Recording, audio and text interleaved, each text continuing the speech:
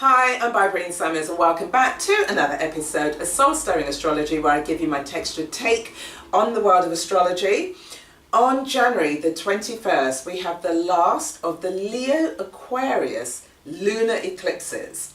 So there were three, and if you remember that the nodes had moved into Leo and Aquarius during 2017, and then we had an 18-month spell of that. And so when we're looking at Leo and Aquarius, we're looking at this versus, we have the self versus the collective. We also have this sense of how did we discover interdependence? And as a result of that, how did we then go on to, in our own way, have inspired reformations in some way? How were you inspired to reform something, i.e. yourself, and something beyond yourself? So it's the lunar eclipse. It's at 0 degrees of Leo. So we have the moon at 0 degrees of Leo. We have the sun at 0 degrees of Aquarius. And they are both in a T-square with Uranus. So Uranus is T-squaring. We have the north node, and which forms a conjunction with the moon. So it's an outer sign conjunction because the north node is at 26 degrees of Cancer. We have the moon at 0 degrees of Leo.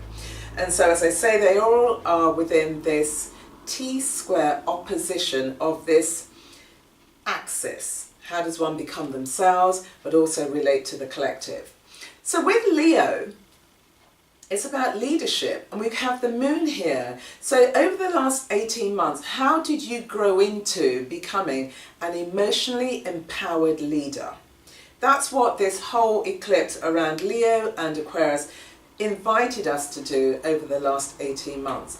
And within that, we were hopefully finding ways whereby we understood our values, we understood our ideals, and we implemented them. We implemented them in terms of how we cleaned up our own life. As a result of that, the whole idea of this type of eclipse is for you to live, demonstrate your model of your values and your ideals, and then implement them within your relationships. That's your family relationships, your friendship relationships, your intimate relationships, your friendship relationships, your business relationships, your network relationships. Every type of relationship.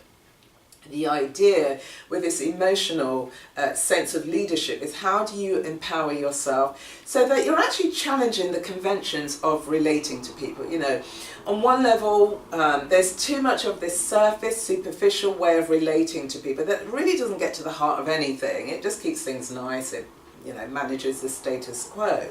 But Leo represents the heart. So how do you bring your heart into your interactions? It's the moon, it's at 0 degrees of Leo, and so therefore you've got this expansiveness of growing emotionally, and hopefully you started this journey back in 2017 when this particular eclipse cycle started. Go out into the world, take yourself seriously, you know, walk outside your front door. What's actually going on in the world? And how are you relating to what is going on in the world? Or are you just somebody, you get up, you get dressed, you have your breakfast, you go to work, you come back, you slump in front of the TV, and you start that cycle all over again, day by day, week in, week out, month in, month out, year in, year out. And then you look back over your life and think, what have I done? And you shut down in terms of your own inner emotional engagement.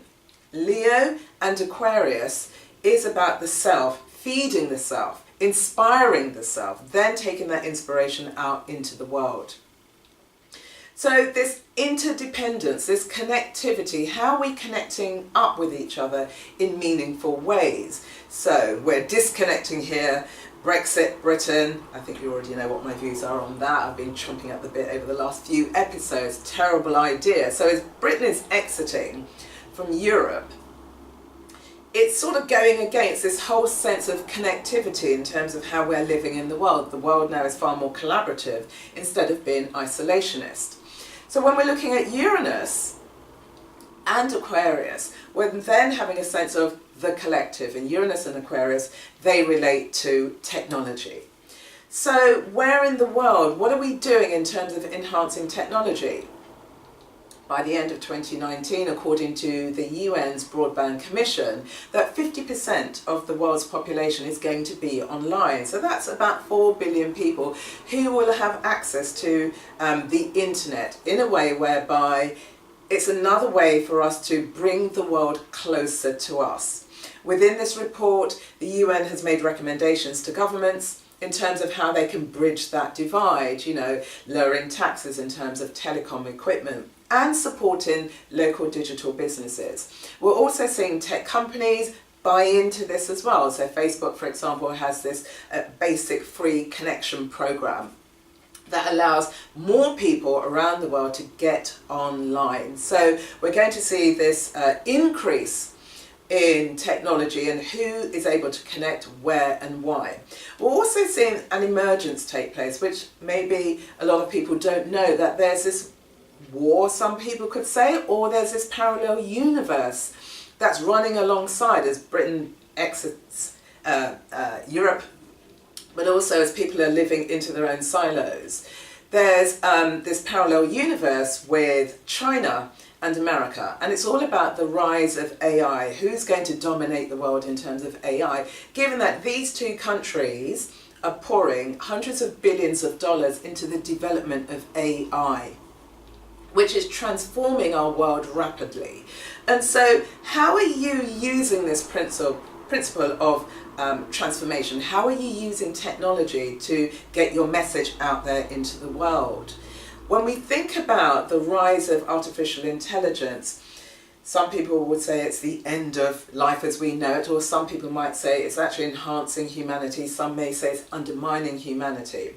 Whatever your perspective is, one should have an understanding that, for example, China, their focus is market driven, and AI is driven by data.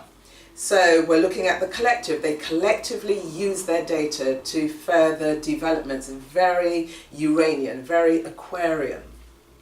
In the US, for example, where they're pumping billions of dollars as well, the US takes a mission-driven approach to business. So we're going to begin to see the impact of technology on the collective, on the masses, one from a market-driven point of view and the other from a mission-driven point of view. Where do you stand along those lines of that are dividing us?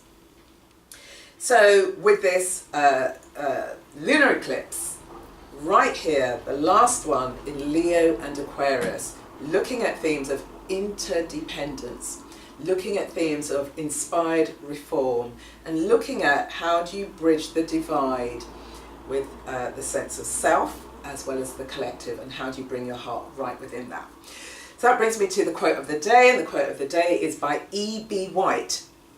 And what he said is, you know, every morning I rise and I'm inspired to change the world or to save it in some way. What are you going to do to fulfill what that quote is about?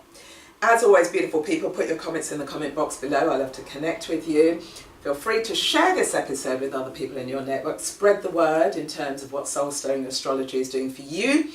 And you can also like and subscribe to my channel. So until then, the next episode, stay well and give some thought about how are you living your life in an emotionally empowered way, whereby you're leading your life, and as a result of that, you're touching other people.